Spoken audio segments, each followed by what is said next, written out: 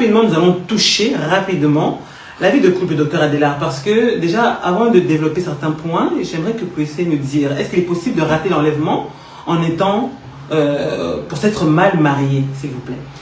Bon, c'est une expression, ok? Expression.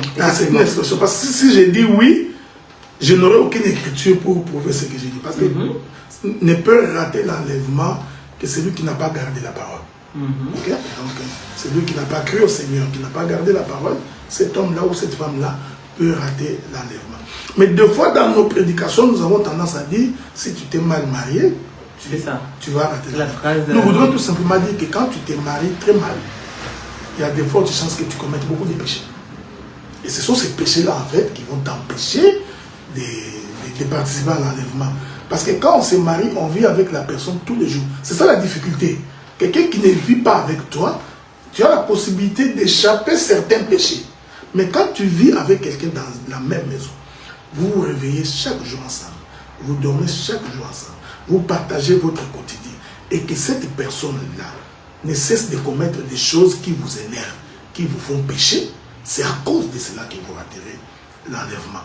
Donc c'est pourquoi dans nos prédications, nous conseillons aux frères comme aux sœurs de se marier à des hommes comme à des femmes qui craignent Dieu. Ça vous éviterait. Je prends l'écriture de Psaume chapitre 1er, Heureux l'homme qui ne marche pas selon les conseils des méchants, qui ne s'assied pas en compagnie des moqueurs. Donc, c'est-à-dire qui ne prend pas plaisir au mal. Mais regardez que si tu te mets chaque jour avec quelqu'un qui vit dans les péchés. Ok? Donc, je vais prendre un exemple. Tu te maries à un païen. Alors, quand vous êtes à la maison, le païen met la musique de Fally Ipupa. Et puis, il te demande de danser avec lui. C'est ton mari, tu vois. Ça te met en difficulté. Et si tu refuses, l'homme peut rentrer en colère, ne plus te parler pendant un mois. Ça devient inconfortable. En même temps, si tu décides de danser, tu pêches contre ton Dieu. Tu vois, c'est ça la difficulté. C'est pourquoi nous disons, quand tu te maries mal, il y a de fortes chances que, à cause de ce qui s'ensuit, que tu puisses rater l'enlèvement. Effectivement, donc, pasteur, est-ce que le serviteur de Dieu va venir vous appeler avant de... Je crois qu'il enverra un message sur mon téléphone. Il enverra un message. Alors, nous allons continuer rapidement pour développer le point que vous êtes en train de nous expliquer. Rapidement, j'aimerais que nous puissions cette fois-ci aller en mode partage. Voilà, ça veut dire que, bien sûr, vous allez répondre à des questions, mais je vais aussi interagir avec vous sur certains points. Donc, vous avez bien expliqué qu'il est possible, en fait, face au comportement de l'un ou de l'autre dans un couple, qu'une personne, en fait, puisse pécher, n'est-ce pas? Donc, ce sera, si je puis dire, des occasions de chute face à la femme ou face à l'homme.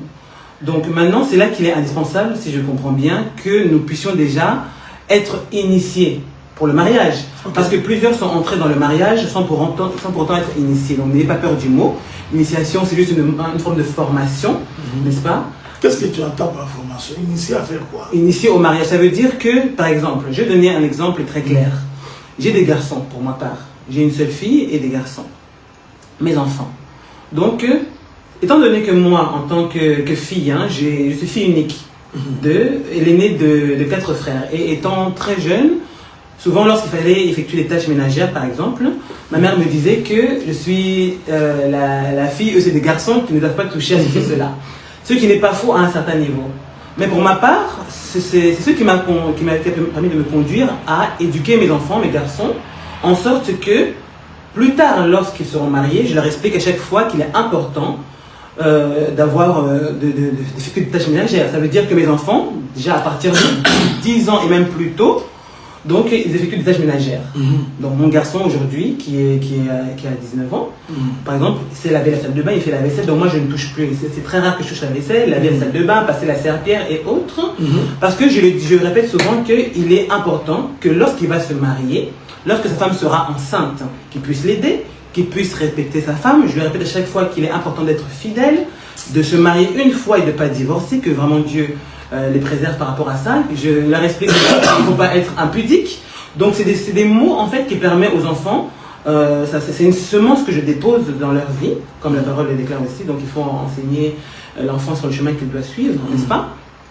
Et que pour plus tard, que ces choses soient ancrées en eux, comme ça, même s'ils se détournent, qu'ils se rappellent en fait de cette parole. Donc voilà.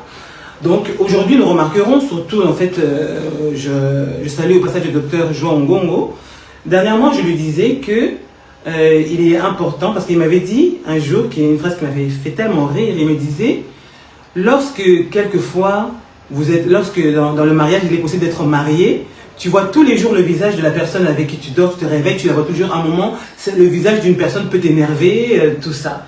Ça peut être désagréable à un certain niveau, à un temps. Mais moi, je lui dirais au docteur Jean Ngongo que il est aussi important de savoir se séduire. Donc, n'ayez pas peur des mots. La séduction n'est pas forcément d'aller faire un strict. Voilà, c'est pas forcément ça. Donc, la séduction, c'est de savoir plaire à sa femme, à son mari. Et je disais au docteur Jean Ngongo que l'homme aussi a ce rôle, par exemple, d'entretenir sa femme avec des mots, mais aussi avec sa manière d'être, sa manière de parler, de se comporter, de se vêtir. Il y a des femmes qui aiment bien que lorsque leur mari est bien coupé, parce que d'autres se négligent parfois la barbe ou autre. Donc, ces choses-là sont des petites choses qui peuvent sembler être infimes ou bénignes, vraiment. Oui, mais c'est des choses en fait qui raniment la flamme dans le couple. Vous voyez? Donc, quelquefois, plusieurs tombent dans le piège de... Comment on appelle ça? Il y a un mot là que... La routine. La routine, merci beaucoup. Plusieurs tombent dans le piège de la routine et se lassent en fait de leur mariage. Il y a aussi les ministres de Dieu. Je connais des femmes en fait qui se plaignent aussi du fait que les ministres sont toujours centrés dans leur ministère, qui négligent la maison, qui négligent leur femme, alors que la femme restant humaine a besoin aussi de se sentir aimée, a besoin en fait que son mari soit attentionné envers elle. Vous voyez? Donc est-ce qu'il n'est pas aussi important, bien sûr, que nous soyons centrés sur les enseignements liés aux Écritures, mais les Écritures ne nous parlent même pas avec détail précisément aussi, mais de ces choses qui sont importantes en fait de pouvoir raviver dans la vie de couple. Ok. Mais je crois que en majorité, tu as raison. Moi, j'ai toujours dit qu'il ne faut pas être religieux. Ok. Donc, nous sommes sur la terre des hommes. Et puis, j'ai toujours dit que le mariage, il est terrestre. Donc, après l'enlèvement, donc si tu veux te réjouir du mariage, il faut te réjouir pendant que tu es sur la terre. Et il est vrai que la routine dans un foyer permettez l'expression, amenuise les sentiments d'attachement. Effectivement. Mais moi, je pense personnellement que le plus grand problème, c'est cette capacité que les hommes et les femmes ont, une fois dans les mariages, de se délaisser. Ok? Donc, tu verras des hommes, ils se font beaux pour les autres femmes. Exactement.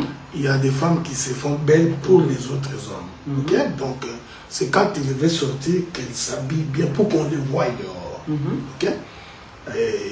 Mais quand il est à la maison, il se laisse aller ou elle se laisse aller.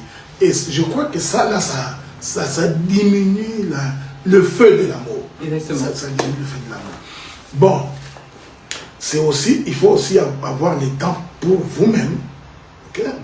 Ça devient, vous savez, c'est facile à dire, mais des fois c'est compliqué. Parce que même pour avoir le temps pour vous-même, il faut également que vous trouviez qu'est-ce qui peut vous réunir. Surtout quand vous voulez vous divertir. C'est-à-dire que moi, je peux aimer le cinéma, toi, tu n'aimes pas le cinéma. Toi, tu aimes la marche, moi, je n'aime pas la marche. Donc, même dans la télévision, nous ne suivons pas les mêmes chaînes. L'homme de Dieu est toujours dans les prédications. La femme est dans les théâtres, la femme est dans les théâtres, d'autres choses. Donc, à un moment donné, il faut s'asseoir et savoir qu'est-ce que nous aimons en commun. J'aimais ce que vous venez de dire, vous dites, il faut s'asseoir. Je vous coupe rapidement pour dire que d'autres, en fait, ne prennent pas le temps de s'asseoir. Excusez-moi, pour ceux qui viennent d'arriver, vraiment, nous avons touché des points. Tout à l'heure, nous avons touché Hébreu et autres, mais là, nous sommes, en attendant l'arrivée du serviteur de Dieu, là, nous parlons rapidement de la vie de couple, parce que c'est très important. Parce que je ne pense pas que vous, tous qui êtes en train de nous suivre, vivez la vie de couple idéale, si je puis dire, et d'autres encore sont célibataires. Donc, il est important de parler de ces choses, parce que ce sont des points qui ne sont pas forcément touchés, n'est-ce pas? Il n'y a pas des enseignements peut-être à ce sujet chez d'autres. Et non, on les aborde vraiment pas dans nos églises. Voilà, parce qu'on dit que, bon, excusez-moi de prendre cette écriture pour cela, on dit que mon peuple périt par manque de connaissances. Mais la connaissance en question, la connaissance de manière globale, ne se limite pas à ce qui est écrit. La méditation est importante pour comprendre que chaque point que nous touchons, que nous voyons, que nous vivons, doit être développé, doit être médité. Alors le docteur vient de dire qu'il faut s'asseoir. D'où il est important de s'asseoir, hein, qui est des choses que beaucoup de couples ne font pas. Il est important de s'asseoir, hein, mari et femme, prendre le temps de parler, de développer des points. Parce qu'aujourd'hui, nous trouvons des psychologues, et même, s'il vous plaît, excusez-moi, des sexologues, en fait, dans certains domaines, n'est-ce pas? Mais je pense qu'il y a des hommes de Dieu qui devraient aussi développer certains points à ce sujet. Voilà, parce que nous sommes en Christ, nous sommes tous psychologues à un certain niveau, mais ce n'est pas tout le monde aussi qui a cette caractéristique qui est de pouvoir être sexologue. Ça veut dire que avoir les compétences de pouvoir parler de la sexualité aux femmes ou aux hommes et d'expliquer des choses. Parce que lorsque nous nous connaissons, nous sommes deux personnes différentes, nous ne nous connaissons pas réellement. Il faut apprendre à connaître l'autre, sachant que l'homme est différent de la femme, mais aussi tous les hommes ne sont pas pareils et les femmes ne sont pas pareilles. Donc lorsqu'il y a ces tabous dans plusieurs couples, surtout chez nous les Africains, il est aussi très difficile pour un homme d'aborder sa femme et d'expliquer les choses, de lui expliquer les choses ou d'aborder des choses. Et même des fois, l'homme africain va saboter en fait ce que la femme va vouloir développer avec son mari. Donc par exemple, voilà, une femme viendra, chérie, regarde là, je ne suis pas très satisfaite parce que il y a ceci et cela. Mais le docteur, par exemple, je reviens avec le docteur Jean Gomo qui dira, ah ça, c'est pas chez nous, c'est chez les blancs. Donc, que pouvez-vous dire à ce sujet, s'il vous plaît? Bon, ça en fait, moi, je ne réponds pas. Oui, vous ne répondez pas au docteur Jean Gomo. Moi, je répète seulement les phrases qu'il aurait pu dire. Non, mais il faut savoir que des fois, nous sommes influencés par la coutume de chez nous. Exactement. Okay? Donc, quelqu'un qui est né en Afrique... Surtout les loups, ils sont un peu mystiques. Hein. Ton fiancé est loup ou quoi? Non. Non, ok, bon. Donc, je voulais dire que... Heureusement. Allez-y, continue. Excusez-moi, je plaisante un peu. Non, je ne sais pas que c'est probablement qu'un loup lui a causé beaucoup de tort. C'est pourquoi il est comme ça. Bon, je n'entre pas dans ces détails-là. Généralement, tout est influencé par la culture. Exactement. Donc, les gens qui ont grandi en Afrique avec une certaine culture ont des difficultés à comprendre les autres. Hein? Donc, moi, j'ai grandi jusqu'à mes 40 ans, je n'argumentais jamais avec mon père. Okay? Mais pourtant, ma fille, déjà à 14 ans, 15 ans, elle pouvait argumenter avec moi. Alors, sur ces questions-là, je crois qu'il faudrait que, spécialement dans le couple, et beaucoup plus les hommes africains, il faudrait qu'ils fassent un effort de pouvoir y aller dans le sens du dialogue. Okay? Ben, n'oubliez pas que des fois, c'est un peu gênant lorsque la femme te dit qu'elle n'est pas satisfaite. Hein? Donc, la femme te dit qu'elle n'est pas satisfaite. Des fois, c'est un peu gênant. Ça te donne une forme d'impuissance.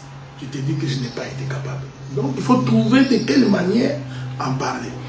Et puis, on peut également trouver d'autres manières de satisfaire si on ne peut pas satisfaire d'une autre façon. Donc ces choses-là, il faut que le couple trouve le temps de s'en parler. Mais moi, je préfère que le couple s'en parle lorsqu'ils ne sont pas dans l'action. Exactement. Tu vois, malheureusement, beaucoup en parlent lorsque l'un ou l'autre n'est pas satisfait. C'est en ce moment qu'il va lancer 2 ou 3 mots. Ça devient malaisant. Vous avez parlé en fait de la manière de parler. C'est très important. Alors, déjà, vous avez soulevé aussi que pas au moment. Bon, là, on touche la sexualité rapidement, mais nous parlons de manière globale. Il est important, en fait, de savoir se poser. Ça, je voulais dire, il est important de savoir se poser. Chérie, ma femme, mon mari, aujourd'hui, nous allons faire un tour au restaurant. Nous allons essayer de parler dans un cadre vraiment spécifique et essayer de nous dire ce que tu aimes chez moi, ce que tu n'aimes pas.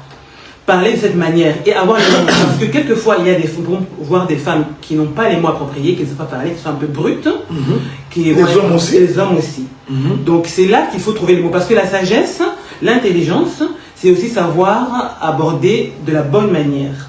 Voilà, et éviter l'orgueil, éviter aussi les rancunes, l'amertume, toutes ces choses. Parce que le dialogue ne pourra pas se faire comme il se doit si en fait ces personnes-là ne sont pas en fait revêtues de l'attitude qu'il faut. Ne pas faire la remarque quand quelqu'un a fait une faute. Exactement. C'est toujours la mauvaise méthode. Okay? Donc, c'est quand elle fait la faute que tu dis non, je n'aime pas ça. Non. Est-ce qu'il y a possibilité d'en parler avant que la personne ne fasse la faute? Ou après, même plusieurs semaines après. Ou même plusieurs semaines après. C'est possible. Ou dire que je n'aime pas ça, moi je ne trouve. Mais regardez, mais dans la vie du couple, il y aura toujours des failles. C'est ça, il y aura toujours. Il y en aura toujours. Donc, essayez de vous concentrer sur l'essentiel. Si déjà à 70%, 80%, vous vous mettez d'accord, le 20%, pour autant que ce soit banal, donc vous pouvez essayer de gérer cela. Donc, je crois, la difficulté que nous avons dans des couples, c'est beaucoup de couples ne dialoguent pas. Ou dialoguent mal. Ou dialoguent mal. Ou alors, à cause du rythme de la vie dans ces pays occidentaux, ils n'ont pas le temps de dialoguer. L'un sort le matin, l'autre sort. Ils vont travailler dès qu'ils rentrent le soir. C'est des foufous, l'homme est fatigué, la femme est fatiguée. Ils entrent dans cette routine-là. Et ça, c'est très dangereux. Mais il faut toujours trouver le temps. Qu'est-ce que vous aimez faire ensemble? Ok? N'impose pas à l'autre forcément. Surtout qu'il faut faire des concessions. Ouais, qu'il fasse ce que toi tu veux. Non, si tu dis que non, moi je n'aime pas suivre les films d'action. Ok? Et bon, moi je n'aime pas les films d'amour. Ok? Bon, maintenant, trouvons un compromis. Qu'est-ce que tu aimes? Moi, j'aime les films de drame. Allons regarder les films, des choses comme ça. Tu vois? Je n'aime pas ça. Bon, moi j'aime manger parce que surtout les femmes pour les restaurants, généralement elles sont toujours d'accord. Toujours. Nous aimons manger. Alors, trouvez un temps, donc une fois par semaine, allez dans un restaurant manger. Mais là encore, il faut que vous ayez des moyens pour des moyens, ou sinon, au pire du cas, c'est ce qui est intéressant aussi, c'est de trouver des ustensiles et de créer en fait un cadre à la maison, de mettre des petites choses décoratives. Non, c'est mieux. Non, je dis au cas où pour les personnes qui n'ont pas les moyens, qui n'ont pas les moyens. Ou alors, on prépare les fours avec les bondous, on va dans un restaurant, on entre avec notre. Non, aujourd'hui, dans plusieurs sites, ils vendent des accessoires, des éléments qui permettent en fait de créer un cadre, des petites roses, des petits trucs décoratifs, qui permettent de créer un cadre avec des petites bougies. Voilà, entre amoureux, de pouvoir, la femme en fait prépare une surprise pour son mari. Tu as grandi ici, hein? Oui, bien sûr. Mais je pense qu'aussi un Africain qui t'écoute avec des bougies, il dit mais cette dame-là, c'est quoi? Ouais, c'est que de là est vrai. Donc, trouver un cadre. Vous voyez, ce sont des questions que nous n'abordons pas dans nos églises. Effectivement. Okay? On n'aborde pas. Si vous avez la possibilité de les aborder, c'est un conseil que je donne au ministre. Créer des cadres où il n'y a que les hommes mariés, les femmes mariées se retrouvent pour que ces choses se séparent. Pas seulement les personnes mariées, mon cher Sanita, parce que, comme je disais, c'est une initiation. C'est-à-dire préparer même les jeunes filles, les jeunes hommes avant. Non, mais c'est ça que je voulais dire. C'est-à-dire que même pour les jeunes hommes et les jeunes filles, il faut les trouver des cadres. Parce que c'est toujours malséant quand vous les mélangez avec les parents. D'accord, dans ce cas-là, d'accord. Okay. Donc nous voulons parler des choses intimes, mais nous sommes dans la même salle avec nos enfants.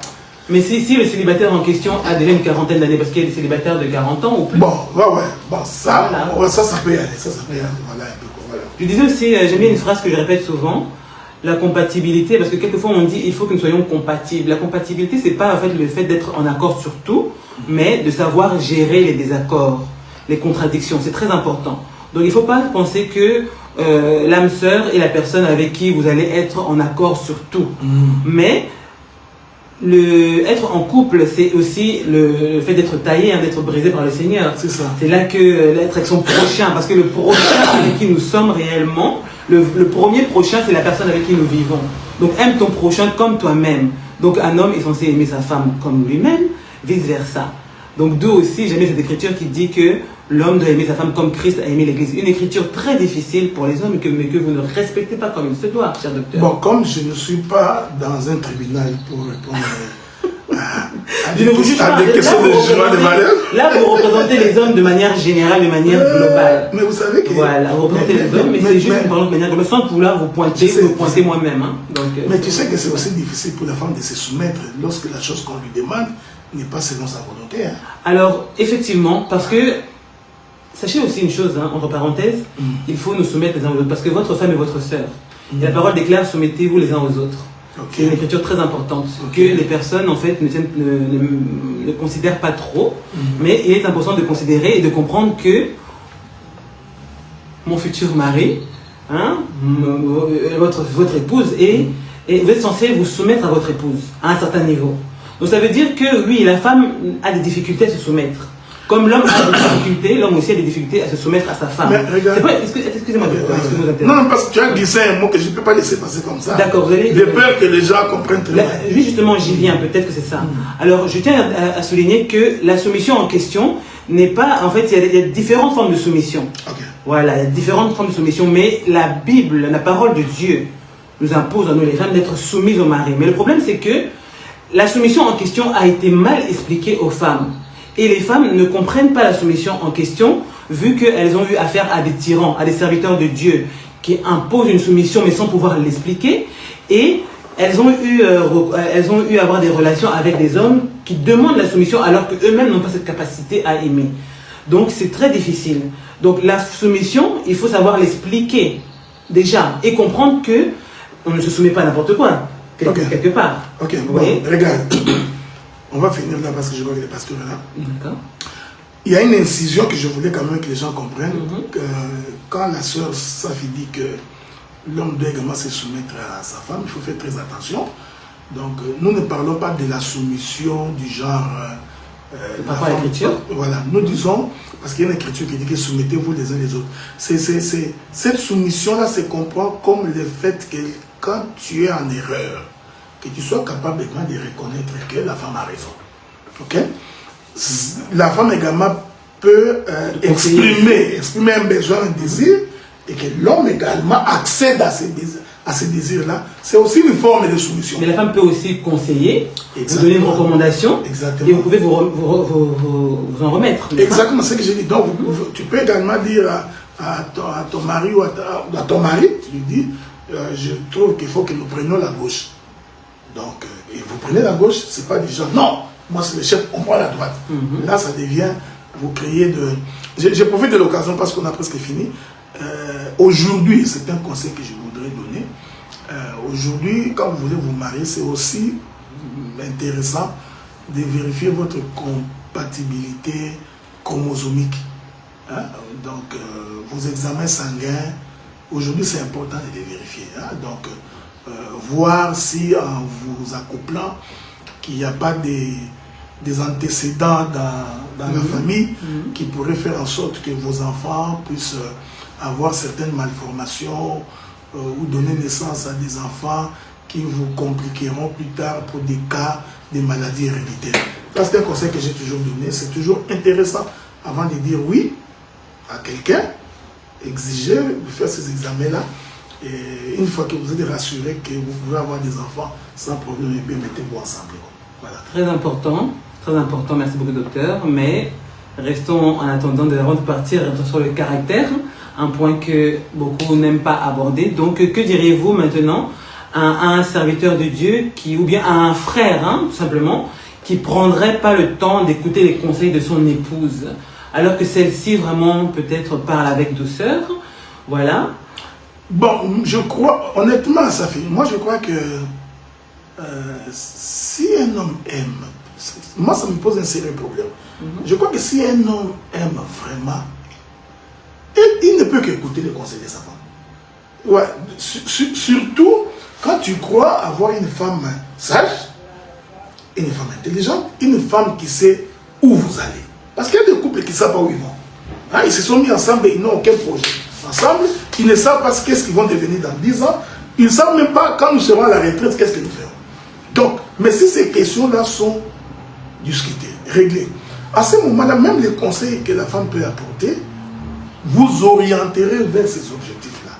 Donc, honnêtement, là, quand on aime quelqu'un, il va de soi qu'on ne peut qu'écouter ce qu'il dit. Mais le problème, docteur Adela, c'est que il est possible d'aimer, mais sans savoir aimer, parce que l'aimer en question impose en fait des caractéristiques spécifiques. Donc je vous assure, docteur, je ne sais pas si vous êtes d'accord avec moi qui est en train de suivre. Il est possible d'aimer une femme, parce que l'homme vient toujours sans savoir qu'on a aimé. Non, il y a des hommes qui viennent en mode amour, parce que l'homme, hein, c'est aimer hein, au départ. Il a séduit, tout simplement. Voilà, ils viennent avec les faits, les gestes, avec les mots qu'il faut au départ. Mais le problème, c'est que lorsque la femme accepte, attention, parce que plusieurs hommes diront que depuis que je suis mariée avec cette femme, elle a changé de comportement, elle n'est plus la même. C'est vrai, d'autres changent parce que vraiment, elles ont pu faire ressortir leur vraie nature. Mais il y a aussi le problème que, voilà, je veux dire que aujourd'hui, Thérèse a connu Jacques. Jacques était très attentionné, très amoureux, avec les mots d'amour, avec la douceur qu'il fallait. Mais quelques mois plus tard, ou bien après le mariage, Jacques a changé de comportement. Donc tout ce qu'il avait dépensé comme énergie pour séduire la sœur, il a changé d'avis. Bon, ça y est, c'est bon, elle est acquise. Elle est acquise. Elle est acquise, j'ai acquis cette femme, maintenant je change de comportement. Et la femme, elle n'a plus affaire au même homme, mon cher docteur. Non, le problème c'est que tu n'as pas saisi. En amour, c'est comme hier soir, hier matin, hier soir, hier matin. Voilà le problème de ce mariage. Non, je vais expliquer. Allez-y. Je voudrais expliquer. Je voudrais dire ceci. L'amour a des variations. Ok? Donc, il faut en tenir compte quand vous entrez dans un mariage. Même Paul l'a dit. Paul dit, pour vous qui vous mariez, sachez que vous aurez des tribulations. Donc, la passion que les couples expriment au début, c'est pareil même pour une femme. Cette passion-là, elle peut t'appeler 3 fois par 4 fois par jour. Si elle n'entend pas ta voix, elle ne peut pas dormir. Cette passion-là, ça m'énuise. Même les psychologues l'ont démontré. Après un certain moment, c'est pourquoi je t'ai dit tantôt là, il faut aller vous focaliser sur ce qui est essentiel. C'est normal quand un homme est en train d'aimer une femme, au début, il met toute son énergie, il fait des calculs. Excusez-moi docteur, mais le problème c'est que quelquefois, le changement est brutal et presque radical. Je parle de ces points-là. Vous avez raison, ce que vous êtes en train de dire. Je suis tout à fait d'accord avec vous. Alors, si le changement est radical, ou brutal ou exagéré. Non, c'est que quelque part là, l'homme n'était pas sincère en amour quand il a commencé. Il n'y a pas autre chose. Tu vois, il a essayé de te séduire en faisant tout ça parce qu'il avait un objectif. Dès qu'il a atteint cet objectif-là, il ne trouve plus de raison. C'est pourquoi j'ai dit, au début, il faut se rassurer, est-ce qu'on est véritablement amoureux? Parce que quand la Bible dit que l'amour supporte tout, la Bible ne ment pas. Quand on aime, même les défauts de la femme, on supporte. Mais est-ce que tous les hommes viennent avec les mêmes intentions? Malheureusement, non. Ok, mais je répète encore, quelquefois il y a un problème. Ce n'est pas seulement les intentions, mais c'est le fait de ne pas savoir aimer. Ce n'est pas donner à tout le monde cette caractéristique d'être un homme aimant, comme il se doit, cher docteur, comme la femme aussi. Il y a des femmes, elles peuvent être avec des hommes. Vous savez, je vais toucher les femmes, parce que peut-être que vous pensez que je suis en train de toucher que les hommes, mais en tant que femme, quelquefois nous n'avons pas en fait cette caractéristique en fait de choyer l'homme, parce que l'homme est censé être roi, l'homme est censé être seigneur, parce que nous avons vu notre modèle, pour nous les femmes, Sarah, qui appelait son mari mon seigneur. À partir de là, la femme dans la méditation comprendra en fait la dimension de la seigneurie pour son homme. Ça veut dire que l'homme est mon seigneur, je suis censé être soumise à cet homme-là, je suis censé en fait prendre soin de lui, être vraiment en mode, en fait, me prosterner, pas me prosterner vers ma jumelée, mais être vraiment en face de quelqu'un que je dois honorer. Ça veut dire que j'ai une manière de le servir. La nourriture, j'ai une manière de lui parler, j'ai une manière de me comporter envers lui. Les femmes aussi n'apprennent pas ces choses. Alors que lorsque nous lisons Esther, Abigail, Sarah, en méditant en profondeur, nous comprenons la caractéristique profonde de la femme. C'est là le problème aussi. Et que souvent, les femmes n'ont pas en fait cette capacité. Plusieurs femmes, que nous pourrons appeler les femmes âgées, n'ont pas cette capacité à pouvoir expliquer ces choses aux jeunes filles. D'où il faut être initié et faire comprendre aux femmes qu'il faut parler à son mari de cette manière. Il faut savoir servir son mari de cette manière. À moins que l'homme ne soit pas compliqué. Parce que suite des fois au divorce, aux séparations, des femmes auraient préféré, quand j'étais avec Jacques, c'était plus facile.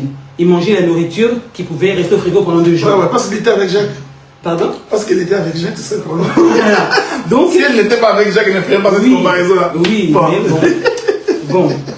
Je vais terminer rapidement, on aura 3 minutes, parce que l'heure avance. Donc, c'est là qu'il est important, en tant que femme, de pouvoir apprendre les choses essentielles qui sont basées sur la vie maritale pour l'homme. Parce qu'il y a une difficulté, comme le docteur a pu le dire, pour la femme de se soumettre.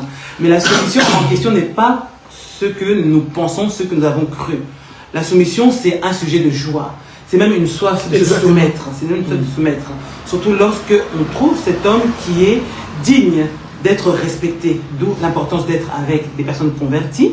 Sauf que il faut avoir l'œil, le discernement pour comprendre si la personne est convertie ou pas. Mais une dernière question, docteur. Est-ce que tout homme qui connaît la parole de Dieu, tout homme converti, est réellement un bon mari et obligatoirement bon mari? Non, obligatoirement. Peut-être les aspects intimes, parce que c'est lié à la chair, des choses comme ça. Mais sur le plan caractère, un homme converti devrait. Oui. Mais il n'est pas forcément... Non, ça fait. Si un homme est converti et qu'il a des mauvais comportements, c'est incompatible. Ça ne marche pas. C'est incompatible. Oui, oui, parce que l'esprit de la conversion doit créer le fruit de l'esprit, qui sont les fruits de paix, de tranquillité, Amen. de compréhension, d'écoute. Tu comprends ce que j'ai dit? Mais c'est un processus ou pas aussi? Franchement. Oui, bon, ouais. Du jour au lendemain. Non, non, c'est pas du jour au lendemain. C'est un lendemain. apprentissage. Mais je crois que quelqu'un qui a cru au Seigneur après 5, 6 ans, 10 ans, après 10 ans, devrait en tout cas être capable de démontrer qu'il s'est converti. Mais les autres aspects, pour moi qui va apprendre, donc c'est pratiquement cela. Gloire au Seigneur. Alors, shalom à vous tous. Merci de nous avoir suivis. Vous terminez votre émission. Ouais, il faut dire au revoir aux gens aussi quand même. Hein. Donc je dis au revoir. Au revoir de ma part. Au revoir de la part du docteur Adélard. Mes salutations à vous tous qui avez pu prendre le temps de suivre cette émission.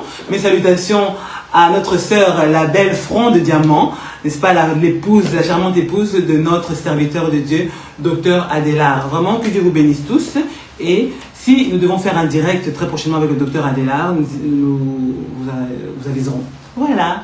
Alors, au revoir et à très prochainement. Mes salutations aux serviteurs de Dieu, le frère Jérémy Dalla, le docteur, comment il s'appelle déjà? Docteur Jean Goumou, j'ai déjà salué.